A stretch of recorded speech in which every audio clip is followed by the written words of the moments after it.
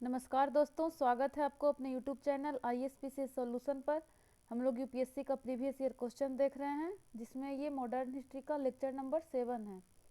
हम लोग आगे के प्रश्नों को कंटिन्यू करते हैं। पिछले लेक्चर में हम लोग 96 तक देख लिए थे कि सर स्टैफर्ड क्रिप्स की योजना में वह परिकल्पना थी कि द्वितीय विश्व युद्ध के बाद इसका राइट आंसर था कि भारत को डोमिनियन स्टेटस दे देना चाहिए। नेक्स्ट प्रश्न पे चलते हैं। नेक्स्ट में कह रहा है कि भारत के सांस्कृतिक इतिहास के संदर्भ में निम्नलिखित कथनों पर विचार कीजिए। एक में कह रहा है कि त्यागराज की अधिकांश कृतियां भगवान कृष्ण की स्तुति के भक्ति गीत हैं। दो कह रहा है कि त्यागराज ने अनेक नए रागों का सृजन किया। तीन कह रहा है कि अन्नमाचार्य और त्यागराज समकालीन हैं। चार कह रहा है कि अन्नमाचार्य कीर्तन भगवान वेंकटेश्वर की स्तुति के भक्ति गीत हैं। तो इसका राइट आंसर क्या हो जाएगा 97 का? तो इसका बी है कि केवल 2 और 4। इसमें पहला जो कह रहा है केवल 2 यानी कि त्यागराज ने अनेक नए रागों का सृजन किया और अनामाचार कीर्तन भगवान वेंकटेश्वर की स्तुति के भक्ति गीत हैं। तो 2 और 4 तो सही है, लेकिन एक में जो कह रहा है कि त्यागराज की अधिकांश कृतियां भगवान कृष्ण की स्तुति के भक्ति गीत हैं, तो कृष्ण नहीं, यहाँ पे अगर राम रहता तो सही हो जाता। ये भगवान श्री राम के लिए करते थे, यहाँ पे हो जाएगा आपका श्री राम की स्तुति के लिए समर्पित था। और 3 में कह रहा है कि अन्नमाचार्य और त्यागराज समकालीन है, तो ये गलत है। अन्नमाचार्य आपका 15वीं शताब्दी के अन्नमाचार्य 15वीं शताब्दी से संबंधित है। 15वीं शताब्दी के एक प्रसिद्ध हिंदू संत तथा संगीतकार थे, यानी कि राइट आंसर हमारा हो जाएगा केवल 2 और 4। नेक्स्ट प्रश्न पे चलते हैं। इसमें कह रहा है कि 18वीं शताब्दी के मध्य इंग्लिश ईस्ट इंडिया कंपनी के द्वारा बंगाल से निर्यातित प्रमुख पण्य पदार्थ स्टेपल कमोडिटीज क्या थे? ए में कह रहा है कि अपरिष्कृत कपास, तिलहन और अफीम। बी में कह रहा है कि चीनी, नमक, दस्ता और सीसा। सी में कह रहा है कि तांबा, चांदी, सोना, मसाले और चाय। डी में कह रहा है कपास, रेशम, सोरा और अफीम। तो इसका राइट आंसर क्या हो जाएगा? 18वीं शताब्दी में सबसे ज़्यादा निर्यात क्या क्या होता था? 1750, 18वीं शताब्दी के मध्य कह रहा है, यानी कि 1750। तो इस समय इसका राइट आंसर हो जाएगा आपका डी, कपास, रेशम, सोरा तथा अफीम हमारा सही आंसर है। नेक्स्ट प्रश्न पे चलते हैं। नेक्स्ट में कह रहा है, इसको थोड़ा सा इरेज कर लेते हैं। नेक्स्ट कह रहा है कि 99 की लॉर्ड बेलेजली द्वारा लागू की गई सहायक संधि व्यवस्था के बारे में निम्नलिखित में से कौन सा कथन लागू नहीं होता? ए में कह रहा है कि दूसरों के खर्च पर एक बड़ी सेना बनाए रखना। बी में कह रहा है कि भारत को नेपोलियन के खतरे से सुरक्षित रखना। सी कह रहा है कि कंपनी के लिए एक नियत आय का प्रबंध करना। डी कह रहा है कि भारतीय रियासतों के ऊपर ब्रिटिश सर्वोच्चता स्थापित करना। तो सहायक संधि व्यवस्था का क्या उद्देश्य था? तो पहला तो था कि दूसरों के खर्च पर एक बड़ी सेना बनाए रखना, तो ये तो सही है। भारत को नेपोलियन के खतरे से सुरक्षित रखना, तो ये सही है कि विदेशियों से कहीं ना कहीं सुरक्षा मिल जाता था अंग्रेज को। सी कह रहा है कि कंपनी के लिए एक नियत आय का प्रबंध करना, ये गलत है, ये नहीं होता था, यानी कि यही हमारा सही उत्तर है कि सही नहीं पूछ रहा था कि कौन सा गलत है। डी में कह रहा है कि भारतीय रियासतों के ऊपर ब्रिटिश सर्वोच्चता स्थापित करना, तो ये भी सही है। लॉर्ड बेलेजली का आप कार्यकाल भी देख सकते हैं, कब से कब तक था, यानी कि 1798 या 99 से लेकर 1905, 1805 तक।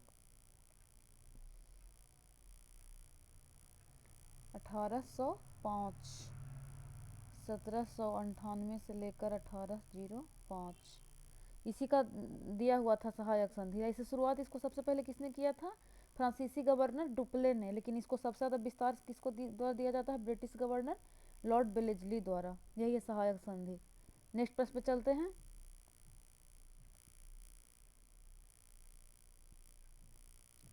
नेक्स्ट कह रहा है 100 नंबर की को देखिए ध्यान से, जैसे कि आर्थिक तौर पर 19वीं शताब्दी में भारत पर अंग्रेज शासन का एक परिणाम था। ए में है कि भारतीय हस्तशिल्पों के निर्यात में वृद्धि। बी में है भारतीयों के स्वामित्व वाले कारखानों की संख्या में वृद्धि। सी कह रहा है कि भारतीय कृषि का वाणिज्यीकरण। डी कह रहा है कि नगरीय जनसंख्या में तीव्र वृद्धि। तो इसका राइट आंसर क्या हो जाएगा कि आर्थिक तौर पर 19वीं शताब्दी में भारत पर अंग्रेज शासन का एक परिणाम था, तो ये था भारतीय कृषि का वाणिज्यीकरण। नेक्स्ट प्रश्न पे चलते हैं। नेक्स्ट कह रहा है कि निम्नलिखित में से कौन सी घटना सबसे पहले हुई थी? सबसे पहले हुई, ए में है कि स्वामी दयानंद ने आर्य समाज की स्थापना की। बी में है दीनबंधु मित्र ने नील दर्पण का लेखन किया। सी में है बंकिम चंद्र चट्टोपाध्याय ने आनंद मठ का लेखन किया। डी कह रहा है कि Satyendra Nath Tagore Indian civil services परीक्षा में सफलता पाने वाले प्रथम भारतीय बने। तो इसमें पूछ रहा है कि सबसे पहले कौन हुआ था। तो स्वामी दयानंद ने आर्य समाज की स्थापना कब किए थे, तो 1875। उसके बाद कह रहा है दीनबंधु मित्र ने नील दर्पण का लेखन किया। नील दर्पण कब लिखे थे दीनबंधु मित्र, तो 1860। सी में कह रहा है कि बंकिम चंद्र चट्टोपाध्याय ने आनंद मठ का लेखन किया। कब किए थे, 1882 में। और Satyendra Nath Tagore Indian civil service परीक्षा में सफलता पाने वाले प्रथम भारतीय बने। कब बने थे, 1863। तो सबसे पहले क्या हो गया, दीनबंधु मित्र ने नील दर्पण की लेखन किया, यानी बी हमारा सही हो जाएगा, 1860 में ही हुआ था। जबकि उसके बाद हो जाएगा आपका सत्येंद्र नाथ टैगोर 1863। दीनबंधु, उसके बाद आ जाएगा स्वामी दयानंद 1875 आर्य समाज की स्थापना। और अंत में हो जाएगा बंकिम चंद्र चट्टोपाध्याय या जिसे चटर्जी कहा जाता था, आनंद मठ का लेखन किया, यानी कि हमारा सबसे पहले बी आंसर होगा। एक बार आप इसको देख सकते हैं। नेक्स्ट पास पे चलते हैं। नेक्स्ट में कह रहा है कि एक तरफ संस्थान दिया हुआ है, दूसरे तरफ उसके संस्थापक है। पूछ रहा है कि इसका कौन सा मिलान, कौन सा सही सुमेलित है। एक में है कि बनारस का संस्कृत कॉलेज विलियम जोन्स, दो में है कलकत्ता मदरसा वॉरेन हेस्टिंग, तीन में है फोर्ट विलियम कॉलेज आर्थर बेलेजली। पूछ रहा है कौन सा सही सुमेलित है। ए में है एक और दो, बी में है केवल दो, सी में है एक और तीन, डी में है केवल तीन। तो इसका राइट आंसर क्या हो जाएगा, बनारस का संस्कृत कॉलेज किसके द्वारा स्थापित, संस्थापक इसके कौन थे, तो विलियम जोन्स नहीं थे, कौन थे, जोनाथन डंकन, जोनाथन डंकन। उसी तरह पूछ रहा है कलकत्ता मदरसा, तो वॉरेन हेस्टिंग, ये तो सही है। थर्ड में कह रहा है फोर्ट विलियम कॉलेज के संस्थापक, तो आर्थर बेलेजली नहीं थे, कौन थे, यहाँ पे आर्थर के जगह पे अगर लॉर्ड बेलेजली रहता तो सही हो जाता, लॉर्ड बेलेजली। तो हमारा क्या हो जाएगा, केवल दो, केवल दो हमारा राइट आंसर है, यानी 102 का बी हो जाएगा। नेक्स्ट पास पे चलते हैं। नेक्स्ट में कह रहा है कि वुड डिस्पैच के बारे में निम्नलिखित में से कौन सा कथन सत्य है।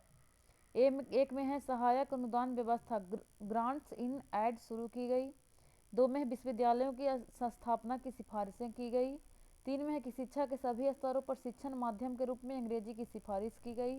पूछ रहा है कि नीचे दिए गए कूट का प्रयोग कर सही उत्तर चुनिए। ए में है केवल एक और दो, बी में है केवल दो और तीन, सी में है केवल एक और तीन, डी में है एक दो और तीन। तो इसका राइट आंसर क्या हो जाएगा, इसका हो जाएगा एक, केवल एक और दो, क्योंकि सहायता अनुदान व्यवस्था शुरू किया गया था, साथ ही विश्वविद्यालयों की स्थापना की सिफारिश की गई थी। लेकिन जो कह रहा है कि शिक्षा के सभी स्तरों पर, जो सभी रहता है वर्ड, ये सब थोड़ा सा एक्सट्रीम वर्ड होता है, केवल रहता तो कुछ हद तक ठीक था, लेकिन सभी स्तरों पर शिक्षण माध्यम के रूप में अंग्रेजी की सिफारिश की, गलत था, केवल उच्च स्तर पे शिक्षण के माध्यम अंग्रेजी किया गया था, जो कि जो बेसिक भाषा थी, जैसे देसी भाषा के विकास के महत्व को भी इसमें बताया गया था। वुड डिस्पैच क्या है, तो 1854 में आया था, जिसे भारतीय शिक्षा का मैग्ना कार्टा कहा जाता है। पहले भी प्रश्न आ चुका था, तो इसका राइट आंसर क्या हो गया, केवल एक और दो। नेक्स्ट प्रश्न पे चलते हैं। इसमें कह रहा है कि निम्नलिखित में से किससे यानी किन से भारत में अंग्रेजी शिक्षा की नींव पड़ी। एक में है कि 1813 का चार्टर एक्ट, दो में कह रहा है कि general committee of public instruction 1823, तीन में कह रहा है कि प्राच्यविद एवं मंगलविद विवाद। पूछ रहा है कि नीचे दिए गए कूट का प्रयोग कर सही उत्तर चुनिए। ए में है केवल एक और दो, बी में है केवल दो, सी में है केवल एक और तीन, डी में कह रहा है एक दो और तीन। तो इसका क्या हो जाएगा, पहला तो 1813 का चार्टर एक्ट, तो ये अंग्रेजी शिक्षा की नींव पड़ी है, सही था। इसमें कहा गया था कि शिक्षा के लिए 1 लाख रुपया पर ईयर खर्च किया जाएगा, लेकिन भाषा के नहीं निर्धारित होने के कारण इसे खर्च नहीं किया गया था। दूसरा में था कि general committee of public instruction 1823, तो इसमें भी अंग्रेजी शिक्षा का विकास पर जोर दिया गया था। थर्ड में प्राच्यविद एवं मंगलविद विवाद, तो ये भी संबंधित है। इसका सही आंसर क्या हो जाएगा, डी, एक दो और तीन। नेक्स्ट प्रश्न पे चलते हैं। इसमें कह रहा है कि निम्नलिखित में से कौन 1948 में स्थापित हिंद मजदूर सभा के संस्थापक थे। ऑप्शन पे चलते हैं। ए में है B Krishna Pillai, E M S Namboodiri और के सी जॉर्ज, बी में है जयप्रकाश नारायण, दीनदयाल उपाध्याय और एम एन रॉय, सी में कह रहा है सीपी रामास्वामी अय्यर, के कामराज और वीरसेलिंगम पंतुलू, डी में कह रहा है अशोक मेहता, टी एस रामानुजम और जी जी मेहता। तो इसका राइट आंसर क्या हो जाएगा, इसमें प्रश्न क्या था कि किसने, कौन 1948 में स्थापित हिंद मजदूर सभा के संस्थापक थे। तो इसमें क्या हो जाएगा,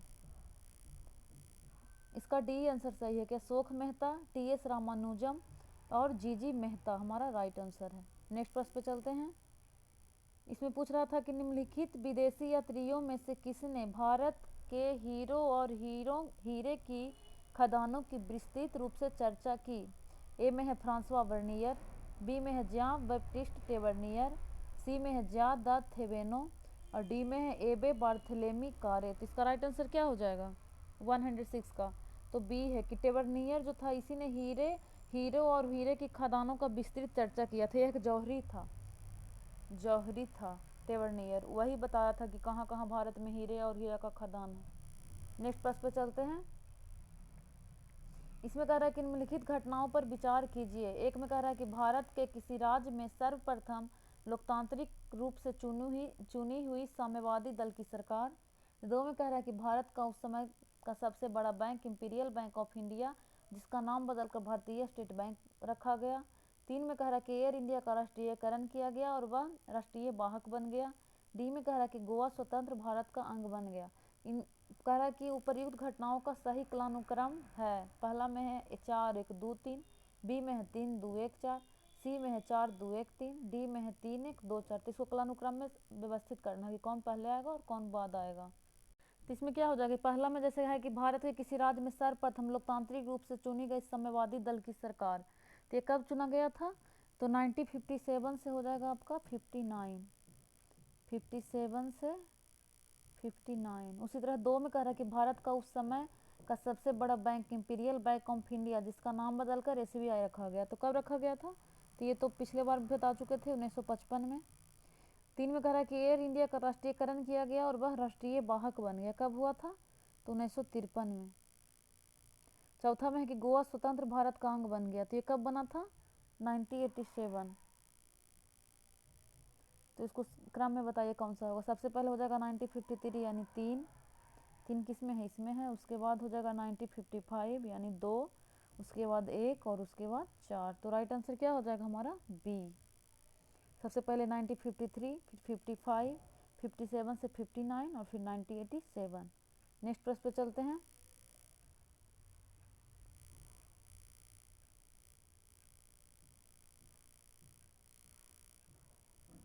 इसमें कह रहा है कि स्वतंत्र भारत में भूमि सुधारों के संदर्भ में निम्नलिखित में से कौन सा कथन सही है। ए में है कि हदबंदी कानून पारिवारिक जोत पर केंद्रित थे, न कि व्यक्तिगत जोत पर। बी कह रहा है कि भूमि सुधारों का प्रमुख उद्देश्य सभी भूमिहीनों को कृषि भूमि प्रदान करना था। सी कह रहा है कि इसके परिणाम स्वरूप नकदी फसलों की खेती कृषि का प्रमुख रूप बन गई। डी कह रहा है कि भूमि सुधारों ने हदबंदी सीमाओं को किसी भी प्रकार की छूट की अनुमति नहीं दी। तो इसका राइट आंसर क्या हो जाएगा कि स्वतंत्र भारत में भूमि सुधारों के संदर्भ में निम्नलिखित में से कौन सा कथन सही है।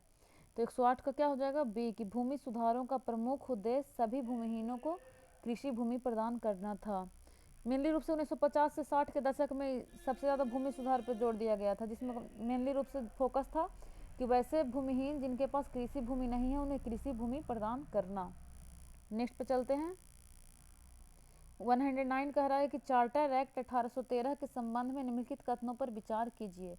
एक में है कि इसने भारत में ईस्ट इंडिया कंपनी के व्यापार एकाधिपत्य को, चाय का व्यापार तथा चीन के साथ व्यापार को छोड़कर समाप्त कर दिया। तो ये तो सही है। दो में कह रहा है कि इसने कंपनी द्वारा अधिकार में लिए गए भारतीय राज्य क्षेत्र पर ब्रिटिश राज यानी क्राउन की संप्रभुता को सुदृढ़ कर दिया। तीन में कह रहा है कि भारत का राजस्व ब्रिटिश संसद के नियंत्रण में आ गया था। पूछ रहा है कि कौन सा सही है। ए में है केवल 1 और 2, बी में है केवल 2 और 3, सी में है केवल 1 और 3, डी में है 1 2 और 3। तो इसका राइट आंसर क्या हो जाएगा? इसमें ए और 2 सही है, एक केवल 1 और 2 ए सही हो जाएगा कि इसने भारत में ईस्ट इंडिया कंपनी के व्यापार एकाधिपत्य को, चाय का व्यापार तथा चीन के साथ व्यापार को छोड़कर समाप्त कर दिया। और अंततः 1833 के एक्ट द्वारा क्या होता है कि चाय का व्यापार और चीन दोनों को खत्म करके ओवरऑल खत्म कर दिया जाता है, पूर्णतः प्रतिबंध। दो में है कि इसने कंपनी द्वारा अधिकार में लिए गए भारतीय राज्य क्षेत्र पर ब्रिटिश राज यानी क्राउन की संप्रभुता को सुदृढ़ कर दिया। तो ये भी सही है। तीन में कह रहा है कि भारत का राजस्व ब्रिटिश संसद के नियंत्रण में आ गया था। तो ये गलत है। ब्रिटिश संसद के नियंत्रण में 1858 के अधिनियम के द्वारा ही आ जाता है, यानी कि 3 जिसमें था वो गलत हो जाएगा। केवल 1 और 2 हमारा राइट आंसर है। नेक्स्ट प्रश्न पे चलते हैं।